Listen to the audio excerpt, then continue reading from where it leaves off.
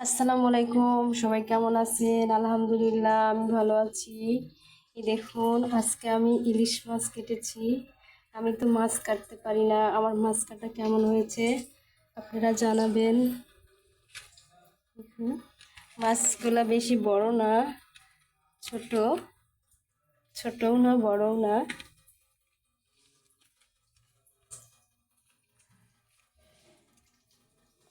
আজকে আমি মাছ কেটেছি।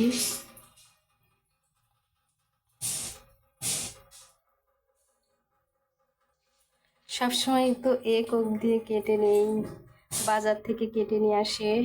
আজকে আমি কাটলাম। আমার মাছ কাটা কেমন হয়েছে আপনারা জানাবেন।